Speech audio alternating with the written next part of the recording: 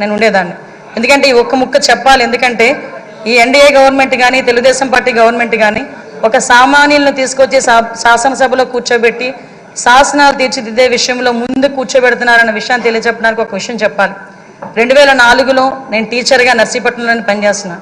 ఆ టైంలో గౌరవ స్పీకర్ గారు అక్కడ ఎమ్మెల్యే, ఆ రోజు నేను వెళ్ళి మీకు బొకే కూడా ఇచ్చున్నా మీ జన్మదినానికి వచ్చి మేము శుభాకాంక్షలు తెలియజెప్పడానికి యాజ్ ఎ టీచర్గా.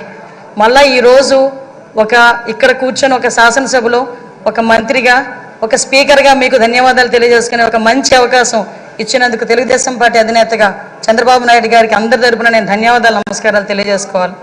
ముఖ్యంగా మీరు చాలామంది ఇప్పుడు చెప్పారు 40 సంవత్సరాల సుదీర్ఘ రాజకీయ చరిత్ర ఎక్కడ కూడా మచ్చలేదు. ఎన్నో పోర్ట్ఫోలియోలు చేశారు, ఎంపీగా చేశారు.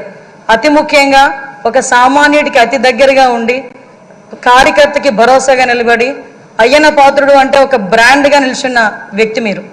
ఇవన్నీ జరగడమే కాకుండా మొన్న 2019 అంటే ఇంతవరకు మనం ఎంతవరకు పనిచేసామనేది ఒక ఎత్తు అయితే 2019 నుంచి 2024 వరకు ఉన్న పీరియడ్ని మనం ఒక బ్లాక్ పీరియడ్ కింద తీసుకోవాలి రాజకీయ చరిత్రలోనే.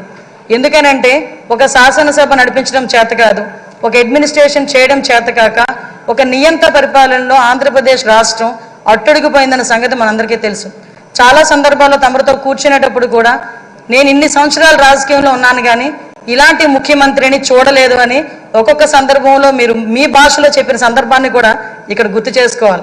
ఎందుకనంటే ఇన్ని సందర్భాలు ఒక ఎత్తు అయితే ఈ 5 సంవత్సరాలు మీరు ఎదుర్కొన్న సమస్యలు, నేను ఈ ఒక్క విషయంలోని కూడా మీ కుటుంబ సభ్యుల్ని కూడా నేను అప్రిషియేట్ చేయాలి సార్.